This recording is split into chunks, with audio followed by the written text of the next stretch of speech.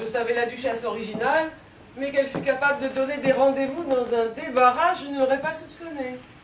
Me demander de quitter Paris, toute affaire cessante, sans un mot pour mon mari ou mes amants. Pas encore, je dois bien cela à son amitié. Mais me demander de venir ici, au plus profond de la Normandie, nous nous croirions à l'office.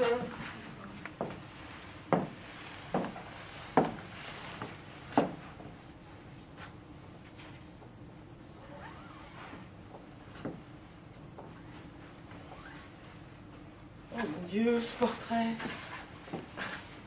Ah, ça. Ouh là là là là là là là là là. Oh, il fait froid. Ah, je vais me mettre là-bas près du feu là-bas.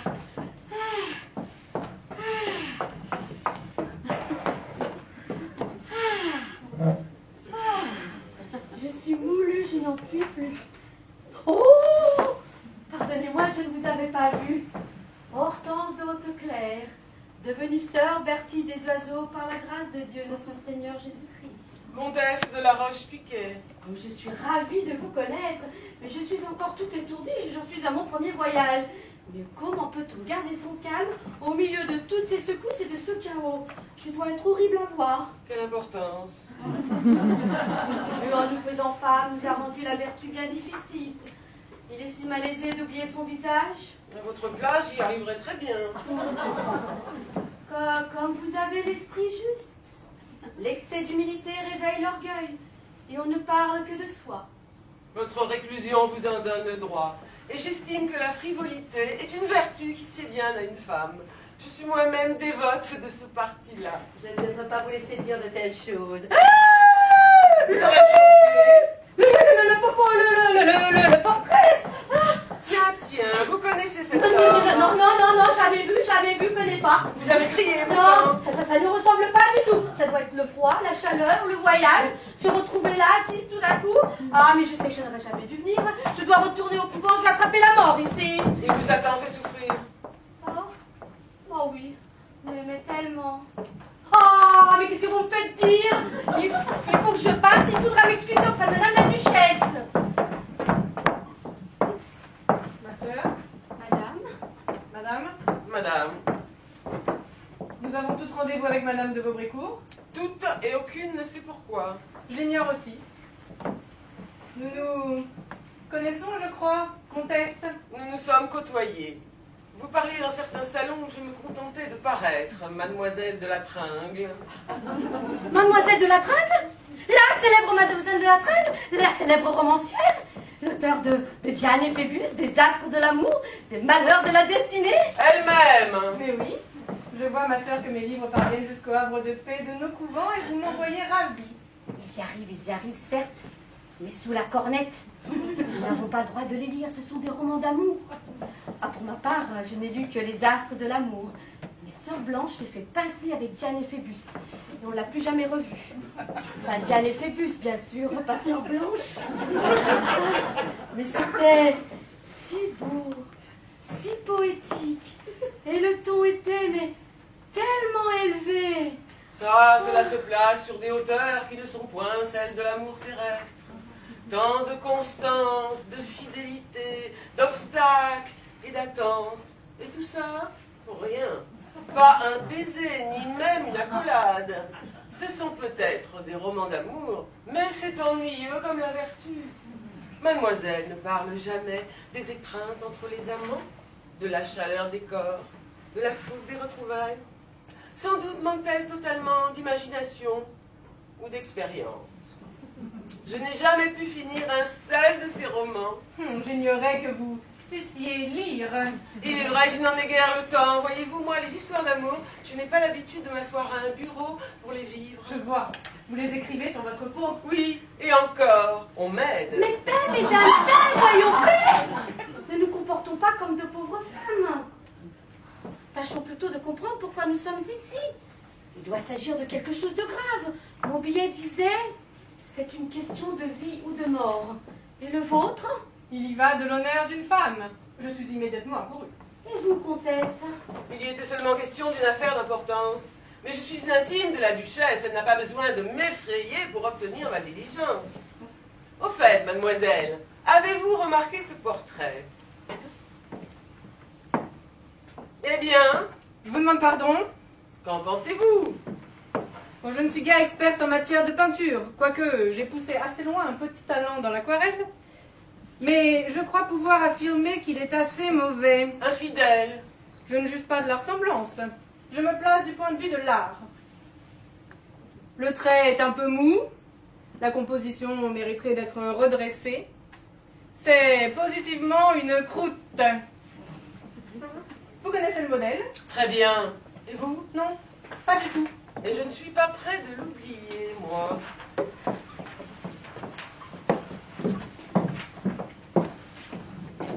Madame. Mesdames. Ah! Lui! C'est lui! C'est étrange, n'est-ce pas? Une telle sensibilité à l'art. Quand je vous disais que ce portrait est très mauvais. Et je prétends au contraire qu'il est fort bon. Mais remettez-vous, madame, remettez-vous. Vous n'avez des amis ici. Quelle émotion! Oui, oui, vous l'avez reconnu. Ma fatigue me fait manquer à tous mes devoirs. Permettez-moi de me présenter, je suis Madame Cassin. Madame de? Madame Cassin, épouse de Monsieur Cassin, orfèvre de la rue Royale à Paris et fournisseur du roi. Tiens, j'ignorais que la duchesse a une boutique dans son salon. Mais nous sommes à la campagne, sans doute cela n'a-t-il aucune espèce d'importance. Permettez-moi de faire les présentations. Madame la comtesse de la Roche-Piquet. Ah, mademoiselle de la Tringle, célèbre romancière. Et moi-même, Hortense d'Hauteclair, devenue sœur Bertie des Oiseaux par la grâce de Dieu, notre Seigneur Jésus-Christ. Savez-vous pourquoi vous êtes ici? Nous nous y sommes toutes rendues sans vraiment en démêler les raisons. Il ne m'a été donné aucune explication. J'ai reçu un billet de la duchesse me demandant de venir ici ce soir. C'est tout. Naturellement, aux gens de ce monde, il n'est point besoin d'explication. Il suffit de les siffler. Je vous trouve bien agrippée à vos privilèges, comtesse. Je suis née. Je n'ai pas besoin de transpirer pour justifier mon existence. Je ne me suis jamais piquée de travailler. Fort heureusement. Car si l'on vous payait pour ce que vous faites, vous porteriez un bien vilain nom. Je ne vous permets pas. Paix, mesdames, paix! Comportons-nous dignement pour mériter tout l'intérêt que nous témoigne madame la comtesse. Tâchons plutôt de comprendre pourquoi nous sommes ici. Qu'avons-nous toutes en commun? Nous sommes des femmes. Et alors? Cela ne justifie pas le moindre point commun entre vous et moi, par exemple. Je ne suis pas de celles qui passent leur temps à se vêtir et à se peindre. C'est dommage, vous devriez. Je ne suis pas non plus de celles qui ne songent qu'à sacrifier leur dignité sur l'autel du lit d'un homme. Oh, visiblement, vous avez assez peu sacrifié. Je me suis consacrée à l'art de l'intelligence. Faute de grives, on mange des merdes. Je suis l'auteur de 14 romans. Soit 14 fois la même chose. De 14 romans, d'une grammaire de grec ancien et d'une nouvelle traduction d'Hérodote. Bonne idée, mieux vaut s'en prendre aux morts. Ils n'ont pas le slave à l'honneur. Vous assurez votre vertu. Je n'ai pas besoin de lutter pour être vertueuse. C'est vrai, le vice se décourage de lui-même en vous voyant. Tandis que lorsqu'il vous voit, Parfaitement, il grossit, il devient tout rouge. Mesdames, paix! Que va penser madame la duchesse? La duchesse est pleine d'indulgence pour l'humanité. Ou disons plutôt qu'elle a perdu toutes ses illusions, ce qui revient au même. Bonsoir, mesdames. Dieu que vous êtes charmantes. Toutes ces parisiennes à la campagne, comme c'est frais, comme c'est piquant, un vrai bouquet des villes. Oh, cette santé, cette vie dans ces vieux murs, c'est terrible, savez-vous. La maison ne doit en paraître que plus délabrée, et moi aussi, sans doute. Madame la duchesse. Merci, ma sœur, merci. voyons, duchesse, la beauté, cela a tellement peu d'importance. Oh, ne dites pas cela, c'est une parole de lait, on pourrait vous croire. Mais, je vous en prie, asseyez-vous. Vilain temps, n'est-ce pas? Le temps qu'il fait m'apporte peu, mais j'ai appris que dans les salons, on n'en parlait que pour s'en plaindre. Vilain temps, n'est-ce pas? J'imagine cependant que ce n'est pas pour nous délivrer ces désopilantes réflexions sur l'existence que vous avez pris la peine, duchesse, de nous demander ici. Ma chère Aglaé, je vous reconnais bien là, toujours franche, polie, prompte. Je vous dois en effet une explication. Voilà, mon pan est en train de mourir. Mon pan, vous savez, cet animal qu'il y a sous les plumes, car elle ne pousse pas uniquement dans les vases ou sous les chapeaux. Je me suis d'ailleurs toujours demandé pourquoi les femmes s'évertuaient à se mettre sur la tête ce que cet animal porte sur le derrière. Il vaut mieux cela que l'inverse. Certes, Votre pan est en train de mourir. voilà, Mais qu'avons-nous à voir avec tout cela? il va venir. Je le tiens.